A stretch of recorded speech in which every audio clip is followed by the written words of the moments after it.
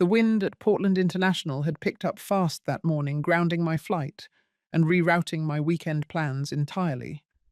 I wasn't supposed to be home until Sunday. But standing on my porch, that Friday afternoon, suitcase still in hand, I decided to turn the unexpected return into a quiet surprise. Brendan and Kayla had offered to house sit. They'd said it would be good for them, a calm space while their kitchen was under renovation. I imagined them curled up on my couch, maybe a movie playing, maybe laughter. But as I stepped up to the front door and reached for my spare key, I heard voices. I didn't mean to eavesdrop, but what I heard through that crack in the kitchen window made my chest tighten and my breath stop. My son's wife said calmly, almost sweetly, "I've already started putting the drops in her drinks."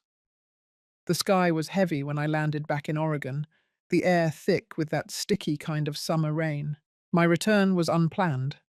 The airline had cancelled my connection, and I didn't feel like spending the night at the airport hotel. So I caught the earliest flight and took a cab straight home. I was even a little excited. It had been a long time since I surprised anyone. I imagined Brendan and Kayla relaxing, maybe cooking dinner together. I smiled at the thought as the cab pulled into the driveway. I didn't announce myself. I wanted to knock and watch their faces light up. But the closer I got to the door, the more something in my chest tugged me to slow down. The window above the sink was cracked open just slightly. A breeze pushed the lace curtain aside just enough for the voices to carry out. Kayla's voice floated clearly. She didn't sound angry. She sounded practical, like she was talking about a new recipe or a trip to the store. She said, "I've already started putting the drops in her drinks. That should start showing symptoms in about a week or so." Brendan didn't answer right away. I heard a long pause. Then, "Do we really need all that?" "She's forgetful already," Kayla replied.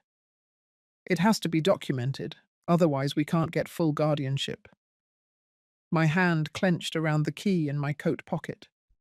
My body felt rooted to the porch ice, spreading through my fingertips. Drops in my drinks. Guardianship. I stood there in the soft drizzle, staring at the door I had walked through 1,000 times. But that moment, it didn't feel like my home anymore. If you've ever come back to a place thinking it would comfort you, only to find it turned into something unrecognizable, you'll understand what I felt right then. I swallowed hard, forced a breath, and slowly straightened up. Then I opened the door, smiling, like I didn't hear a thing. And so the performance began. The moment I stepped inside, Kayla turned from the kitchen island with a startled smile. Brendan stood stiff near the fridge, his hand still resting on a half-closed cabinet.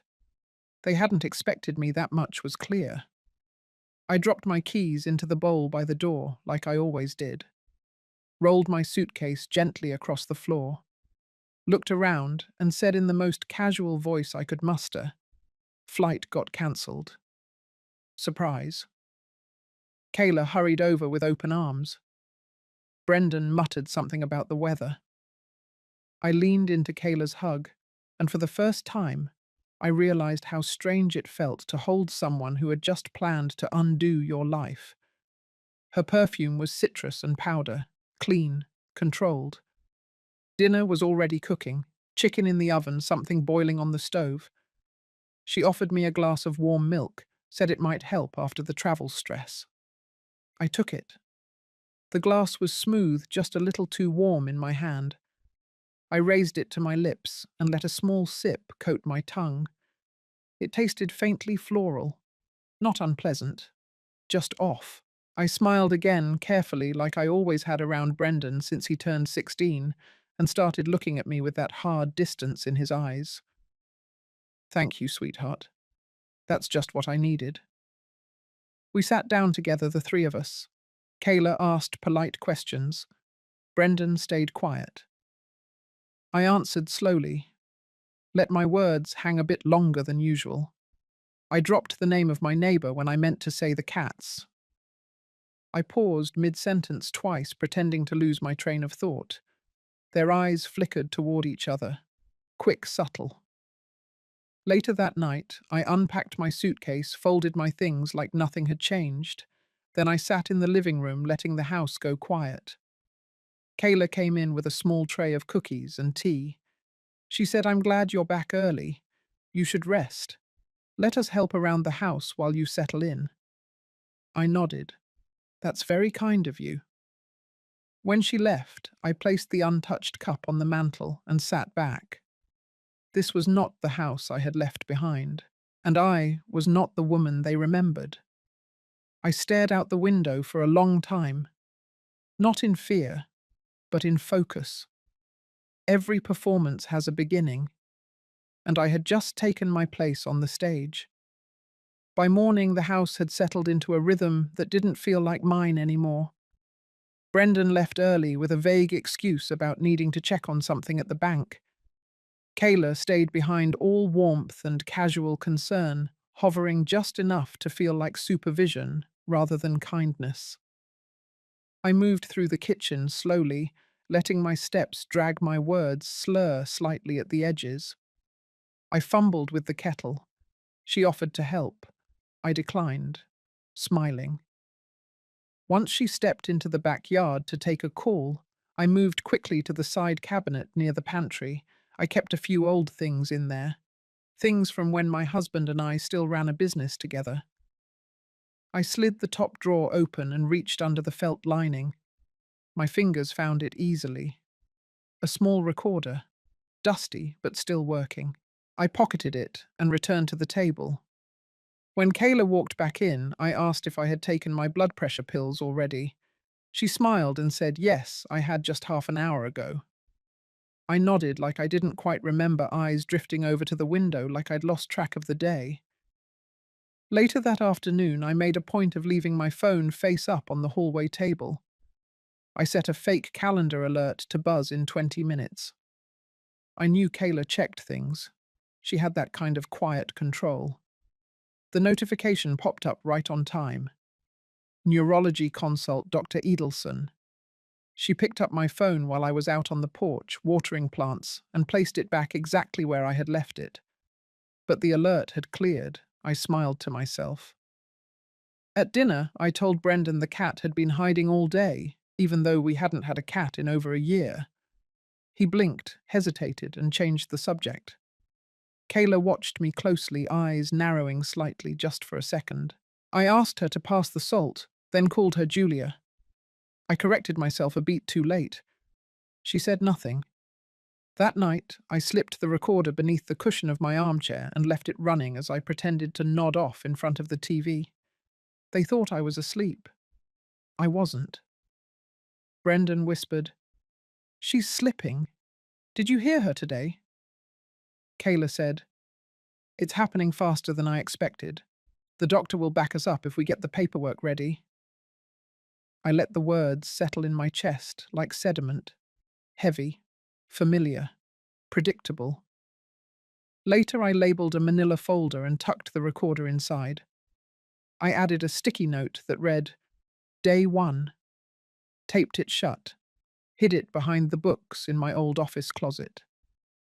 In the morning, I made coffee and forgot to put in the filter. I called the garage the garden. I left the fridge open for 20 minutes. Kayla gently suggested I let her handle the groceries from now on. I nodded again, smiling. They were building their case. I was building mine. The performance was no longer just a mask. It had become my second skin. By the end of the week, I had developed a rhythm. I woke up early, shuffled around the kitchen just enough to seem forgetful, then retreated to the garden and spoke to the rose bushes like they were old friends.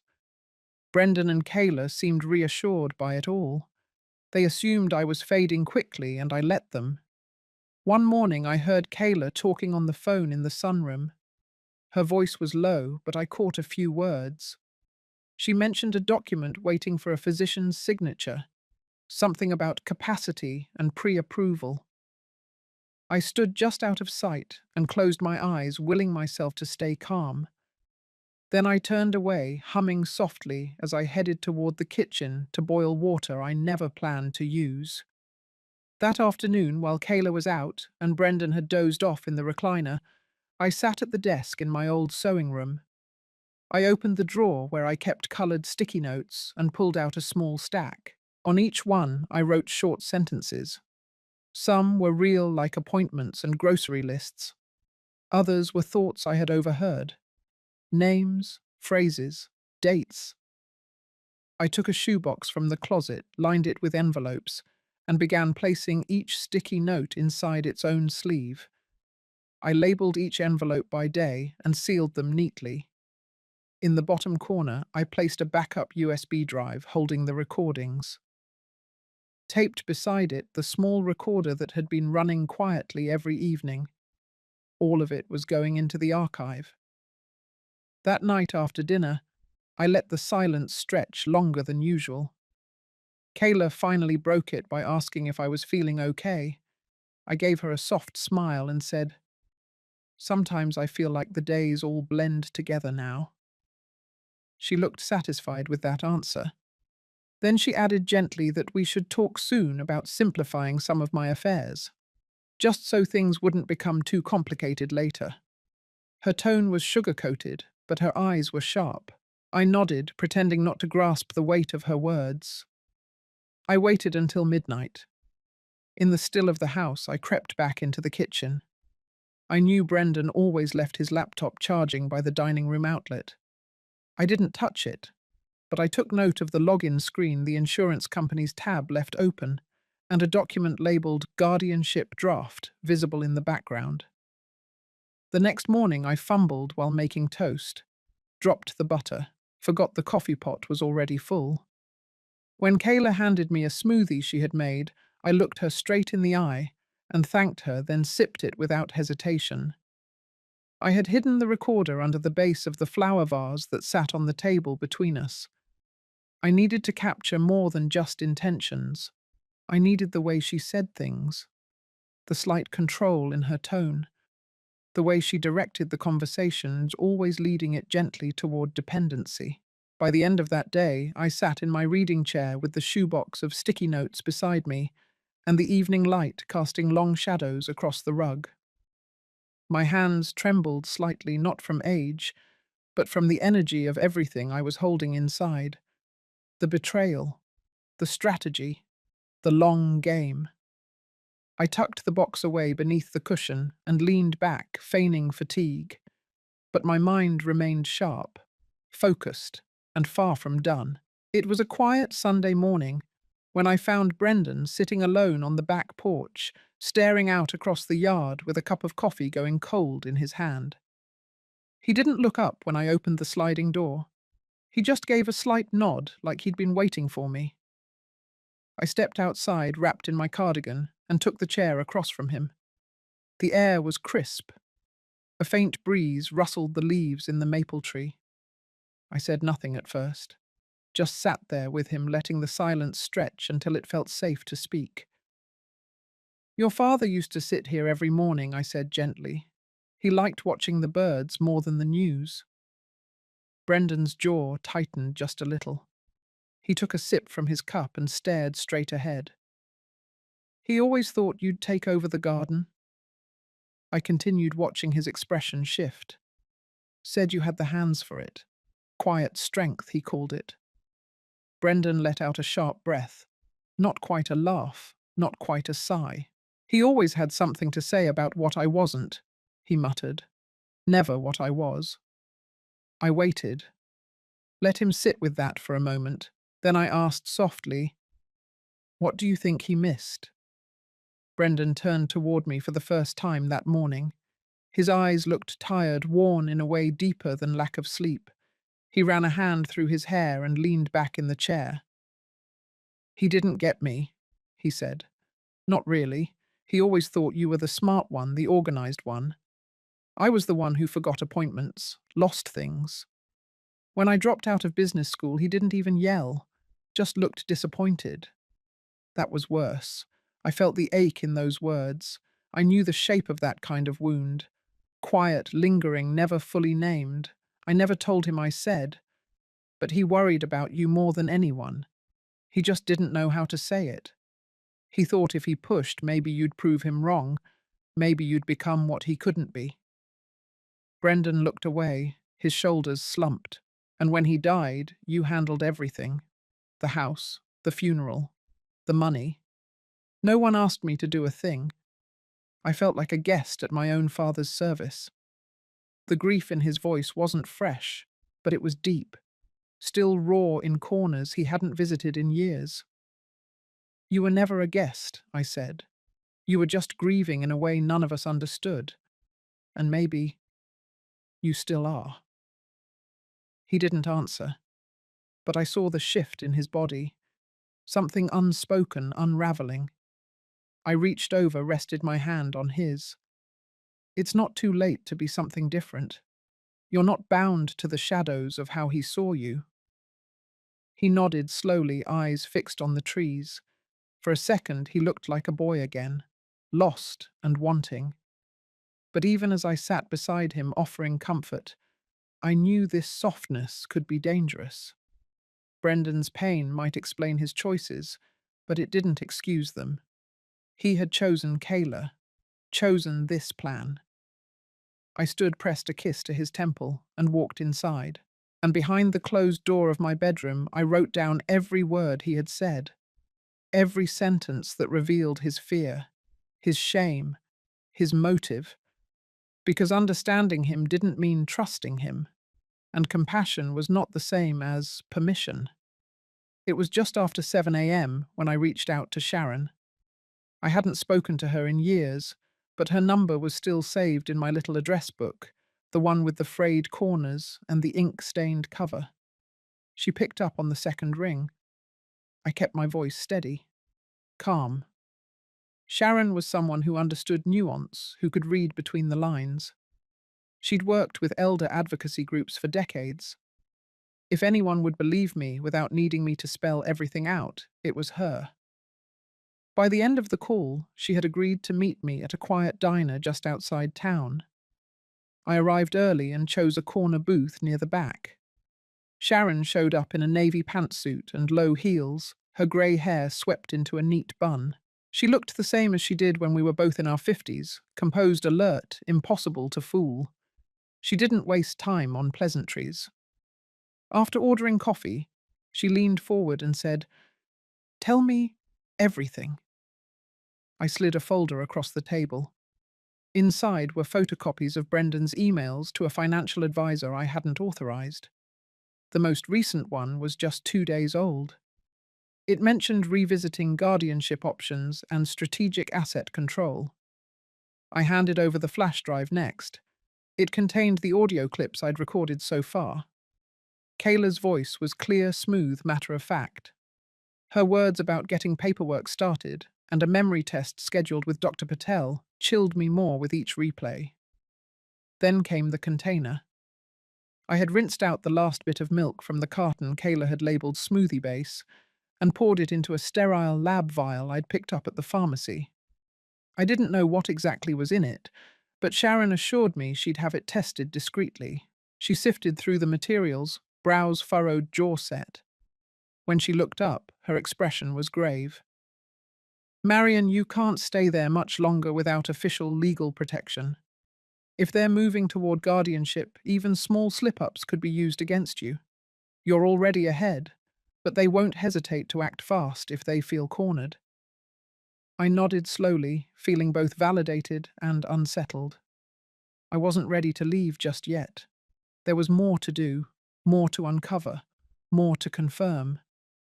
I told her I had backup copies of every file hidden in places Brendan and Kayla would never think to check. I had also removed my medical proxy paperwork from the kitchen drawer and placed it in my bank's safe deposit box. Sharon placed her hand on mine, firm and warm. "You're doing the right thing, but you need to decide what your next move is before they make theirs." We parted with a quiet hug. She took the evidence with her. I walked back to my car, the autumn wind sharp on my cheeks. Later that evening, I sat on the edge of my bed and reread the note I'd written months ago. It was a simple list.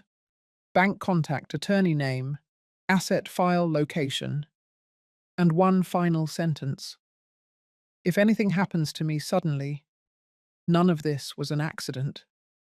That night, I tucked the note into an envelope and taped it beneath the wooden drawer of my nightstand, just in case.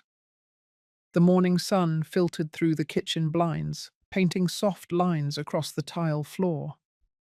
I moved carefully, deliberately aware of every sound and shadow in the house. Brendan had already left for his meeting with the estate planner. Kayla was in the shower. It was the perfect window. I unlocked the drawer under the bookshelf in my study. Inside was a small black pouch that held the original trust documents I'd signed with my late husband 2 years before he passed. There was also a revised version dated 6 months ago, one that named a different financial executor and bypassed Brendan entirely. That version had been notarized quietly by a travelling notary Sharon had recommended, before Henry's health took a final turn. Next to it was the power of attorney document. Not the fake one I suspected Brendan was preparing to draft with his lawyer, but the real one I'd already filed with our credit union, giving authority to our longtime advisor, Cheryl Kim. Cheryl had worked with Henry for 20 years. She knew my intentions well. I took a breath and laid out the papers on the desk, cross-referencing everything.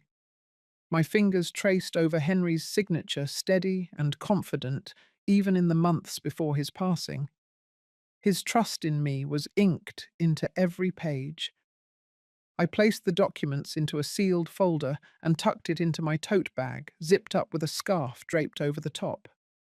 I planned to meet Cheryl that afternoon to reconfirm the freeze we had put on all withdrawals over a certain amount. We had done that months ago, anticipating a potential family crisis. At the time, I had hoped we were just being cautious. Now I knew we were being wise. That afternoon, Cheryl greeted me with a quiet nod in the office's private meeting room. She reviewed the documents and confirmed everything remained secure. No changes had been made. Brendan's name was nowhere near the decision-making authority, just as I had planned. Before leaving, I handed Cheryl a USB drive containing audio clips and photographs. Not everything, just enough to show a pattern in case anything were to happen. Cheryl agreed to store it off-site, along with the latest notarized affidavit from Sharon outlining the timeline of events. By the time I returned home, the house felt still in a different way. Brendan's car was back. Kayla was in the kitchen, humming as she prepared dinner. I could smell garlic and rosemary comfort food, her specialty when she wanted something. I played along. Later that evening, as we sat at the table, Brendan brought up the idea of consolidating some household accounts. He said it casually, as if it were a passing thought. I smiled gently and excused myself to wash the dishes. The cracks were forming now, barely visible, but widening. They didn't know yet that I had quietly shifted the center of gravity beneath their feet. In the hallway outside my bedroom, I passed the antique mirror Henry had restored years ago. I paused and looked at my reflection. My eyes were clear, not fogged by fear or confusion. Behind them was resolve. I was no longer just reacting, I was leading. Quietly, steadily, with every step forward planned. The documents were real, the authority was mine, and I wasn't done yet. By the time Thursday rolled around, I knew the performance needed to reach its peak. If they were going to believe I was declining, I had to make them feel the urgency, the kind that justified bold moves. That morning, I put on my thick cardigan backward, let my hair stay tangled, and walked into the living room holding a spatula in one hand and my purse in the other. Kayla glanced up from her laptop. I saw the flicker in her eyes. She tilted her head and said in that sickly sweet voice she reserved for her patients, not her mother-in-law, "Need help with something?" I blinked at her, looked at the spatula and said I was trying to find my toothbrush. Then I wandered out without another word. In the backyard, I watered the fake orchid Henry had bought me from a discount shop in Sedona. I spoke to it like it was an old friend. Then I stood there for 10 minutes, staring at the neighbor's fence as if I'd forgotten why I was outside. That night I forgot the soup was simmering on the stove. It burned. The smell filled the house. Brendan came down with a sharp tone, asking what was going on. I stood near the sink, distant, humming an off-key tune from my high school years. I said I thought the dog was barking. We hadn't owned a dog in 20 years. Brendan's frustration was growing. I saw it in the way he paced, the way he kept opening and closing the drawer where he kept the paperwork. And when Kayla found me staring at the family photo wall, tracing my finger along Brendan's baby picture, and whispering the wrong name, she quietly sent him a text, right there in the hallway. She didn't know I saw. They were ready. That weekend they brought me a smoothie, the same kind Kayla had been offering all month. I accepted it, took a sip, smiled. Then when they stepped out, I poured it into the houseplant and rinsed the glass. The audio recorder in my cardigan pocket clicked on as Brendan walked in later that afternoon. He started talking to Kayla about timing, about whether the doctor had responded. She said she'd follow up. She also said clearly, "She thinks I'm doing her a favor with those drinks." I filed that one carefully. That evening, I sat in front of the television pretending to look for a show I had watched just the night before. I laughed at the commercials like they were skits. Then I got up and opened the hall closet, searching for my high school yearbook that I claimed I needed to pack for a dentist appointment. Brendan said I should rest. I told him I was worried I'd forget my name if I didn't hold on to old memories. He sat down slowly, eyes on me. "Maybe we should get someone to help you, Mum, just until things settle." I nodded and said I trusted him. Then just before bedtime, I sat on the edge of my bed and stared at the door. I knew Brendan was listening outside. I began muttering names under my breath. Names of nurses from when Henry was sick. Then I called Kayla by one of them. I heard Brendan shift in the hallway. They believed it now. They were certain they were right. But they had no idea they were performing too, and I was the one directing the scene. Every line they spoke was recorded. Every smile I gave was practiced. Every lapse they witnessed was carefully staged. And I wasn't done yet. The curtain hadn't dropped. Not even close. It was a Tuesday morning when Brendan placed a manila folder on the kitchen table. He didn't say much, just that it was time we got some things in order. I was stirring oatmeal absent-mindedly, letting the wooden spoon scrape the bottom of the pot in a rhythm that had started to comfort me. The air was thick with silence. He tapped the folder twice, then slid it closer to me. I glanced down, but didn't open it. He poured himself a cup of coffee and stood behind me as if waiting for a signature, not a conversation. I could feel the weight of it all pressing into the room, the unsaid truths, the falsified worries, the plans they believed I didn't see. I took the folder upstairs. My hands trembled slightly, just enough for him to notice. That was important. I sat on the bed, pretending to struggle with the tab. Once the door clicked shut behind me, I took a deep breath, pulled on my reading glasses, and opened the folder. Inside were several neatly clipped documents. The first was labeled Durable Power of Attorney. The next, a financial guardianship request. Both had highlighted sections where I was expected to sign. They were dated a few days ago, and Kayla's name appeared on the witness line of two of them. A sticky note in Brendan's handwriting said something like, "Get Mum's signature by this week, lawyer needs it for final filing." There was no hesitation left in me. I pulled out my phone, opened the secure recording app, and snapped photos of every page. Then I opened the nightstand drawer and pulled out a small brown envelope I'd tucked away 2 weeks earlier. I slid the documents inside, sealed it, and placed it under the lining of my old jewelry box, the one Brendan had always thought was empty since I stopped wearing rings after Henry passed. I called Sharon that afternoon from the pharmacy parking lot. I told her I had something that couldn't wait. We met in her office after hours. I handed her the envelope, and showed her the folder Brendan had given me. She read in silence, flipping pages, her jaw tightening with every new sheet. Then she looked at me with that familiar calm I remembered from our college years, before life turned us into shadows of ourselves. She told me carefully that if I had signed those papers, I would have been giving Brendan the ability to move all assets, lock medical decisions, even sell the house. It would have made me legally dependent. No court hearing, no appeal. I sat still, listening. The room suddenly felt cold, like every ounce of love I had poured into raising that boy had curdled into something I couldn't name. I handed her the backup drive with the recordings. She nodded and said she'd contact the state's Elder Protective Services the next morning. Then she pulled out a slim folder from her drawer labeled Emergency Contingency. She had already filled it in my name. She was ready too. That evening I returned home with a grocery bag in hand and a quiet face. Kayla asked if I was okay. I nodded. Brendan looked at me across the table and asked if I had looked at the paperwork.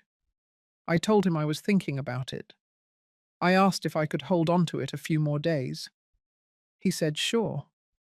His voice was smooth, casual too. Too casual. That night I tucked the originals under my mattress and locked the door to my room. I laid awake for hours. Not because I was scared, because the worst part wasn't the betrayal. It was how calmly they had prepared to erase me one form at a time. But I wasn't going anywhere. I hadn't fought this hard to disappear. And tomorrow they would begin to learn what it meant to cross a woman who hadn't forgotten who she was.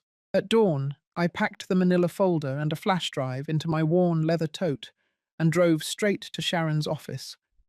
She was waiting, a thermos of black coffee in one hand, her eyes sharp and steady.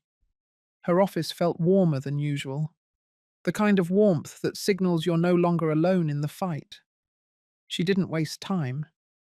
The moment I handed over the drive with the recordings and photos, she pulled up the State Elder Protection portal and began a formal submission. She clicked through the screens with quiet urgency. Audio files, transcripts, scanned paperwork. All of it uploaded under the classification of suspected financial coercion and undue influence. She printed out the confirmation receipt, handed me a copy, and placed the rest in a secure envelope marked for the oversight board. Her fingers tapped the envelope like punctuation at the end of a long sentence. Then she looked at me and said we needed to make one more move. I nodded. We were ready. I called Mr. Kavanaugh, my financial advisor for over a decade, and asked to meet in person. He cleared his schedule that morning. I drove across town to his modest office above a bakery that always smelled like cinnamon. We sat across from each other in the quiet. I told him it was time to activate the secondary account and finalize the beneficiary shift we had discussed months ago. No more delays. He didn't ask why. He simply nodded, pulled up the secure forms, and walked me through the final steps. I transferred full control of my estate into a revocable trust managed solely by Kavanaugh and an outside legal trustee with no power of adjustment held by Brendan or Kayla. I asked him to begin the reallocation process immediately, moving accounts, updating property rights, revising healthcare proxies. It was all signed and notarized by noon. Meanwhile, Sharon had drafted a formal cease and desist warning. It would be sent to Brendan and Kayla via courier. Inside was a brief but firm statement. The household was now being monitored by state oversight, and any continued pursuit of guardianship could be interpreted as legal harassment. Before I left her office, Sharon handed me a sealed white envelope. Her eyes lingered on mine for a second longer than usual. This, she said, was our final layer. Later that evening, I placed that envelope on the mantel in plain view. It looked ordinary, unremarkable. But if Brendan or Kayla ever opened it, they'd find a notarized affidavit listing every suspicious event over the past 3 months, backed by timestamps, recordings, and signatures. It wasn't just a document. It was a boundary. and it was my warning without a single word spoken aloud. I kept up the act for 2 more days. I shuffled slowly around the kitchen. Let Kayla guide me to the table like a nursemaid. I even let Brendan remind me of my own bank pins, pretending to forget. But I watched. I listened. And I waited. On the third night, I heard Kayla on the phone whispering again in the laundry room. I stepped closer to the hallway, silent in my socks. She was telling someone about expedited processing. I caught fragments. Something about Brendan needing me to be cooperative within the week. Her voice lowered when she said we've already sent the documents. The rest depends on how confused she seems. My breath caught. But I didn't cry. I walked back to my room, shut the door gently, and opened my laptop. In the draft folder sat a press release Sharon's daughter had prepared. She was a journalist for a mid-tier investigative magazine. If I hit send, it would go live in 48 hours. Names, patterns, national statistics on guardianship fraud. With my story woven right through it. I didn't send it. Not yet. Because tomorrow I would see what they did once the envelope was opened. The warnings made real and the walls began to close in. The time for silence had ended. I just wanted them to hear the first crack themselves. From inside the house. I was in the garden that morning, pretending not to notice how Brendan had started watching me more closely, how Kayla stood near every doorway, a little too long. There was a quiet tension in the house, the kind that curls at the edges of a smile. I could feel it in my bones. The sealed envelope on the mantel had vanished. Someone had opened it. Someone had read it. That night, while folding towels in the laundry room, I heard a sharp rustling in the living room. A whisper. Then louder, Kayla's voice rising, breaking its usual calm.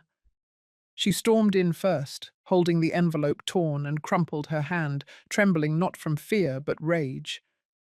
Brendan followed slower, his face pale and unreadable. "You think you're clever," she said, her voice tight, like piano wire. "You think this is going to scare us off?" I didn't answer. She turned to Brendan, waiting for him to speak. But he didn't. His hands were in his pockets, shoulders curled in like a boy being scolded. I saw the flicker in his eyes, the recognition that things had shifted, that whatever plan they had built now stood on glass. She stepped forward, waving the papers. "All of this, the recordings, the witnesses, the trustee paperwork? It doesn't matter. You can't undo what we started." Still, I said nothing.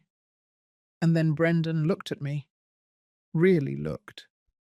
Eyes narrowed, like he had just begun to see, not the mother who tucked him in at night, but a stranger he couldn't control. The silence stretched until it hurt. Then he said it. Quiet, but it cracked something open. "You were never going to give it to us. Not the house, not the money.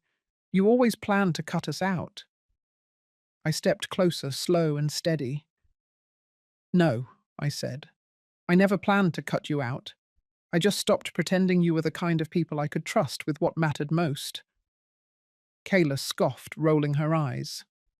"You want to die a martyr?" Fine. But Brendan's face shifted. Something softened.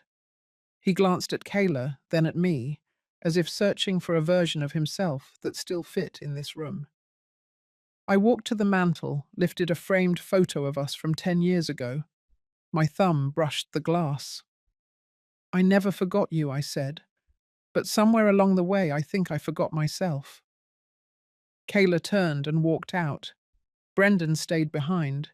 He didn't speak again, just stood there as if the air itself had gone too heavy to hold. That night the house went quiet, the kind of quiet that stays, the kind you don't fill again. A week after Brendan and Kayla left the house, settled into a kind of quiet I had forgotten existed. Not the tense silence of pretending, but the peaceful hush of nothing left to hide. I sat on the front porch that afternoon, a blanket around my shoulders. the sun low and golden through the oaks. A breeze carried the scent of rosemary from the garden, and for the first time in months, I let myself exhale fully. I wasn't waiting anymore. Brendan hadn't left a note. No apology, just an emptied closet and a front door that didn't close quite right behind him. Kayla had taken most of her things too. The photos on the walls remained, but their frames now felt like evidence, not memories. A silver SUV pulled into the driveway. 3 young women stepped out, holding clipboards and canvas tote bags.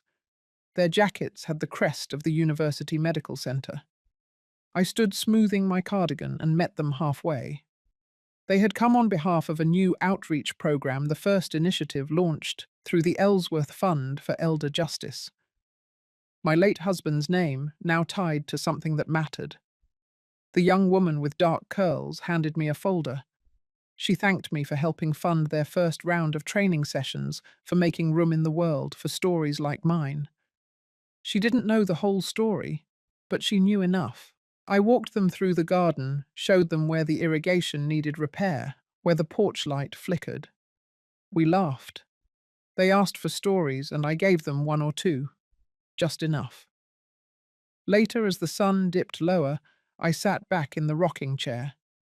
A gentle quiet settled over me. Not loneliness, not regret, just space. Brendan would not inherit the estate. That choice had been made long before he realized it. I had transferred everything house savings investments into the fund 6 months prior. Quietly, legally, intentionally. He had always thought he was playing a game of strategy, but I had stopped playing long ago. Now my story had a new home, not in courtrooms or newspaper headlines, but in the hands of the next generation, in whispered warnings, in stronger women with clearer eyes. If you've ever felt pushed aside unheard or betrayed by the ones closest to you, I hope Marion's quiet strength spoke to something deep inside you. Sometimes justice doesn't come with a bang. It comes with a whisper, a boundary drawn, a legacy redefined. If this story moved you or reminded you of someone you know, feel free to share your thoughts. Your voice matters, your story matters. And somewhere another woman is listening, waiting for the courage to begin her own.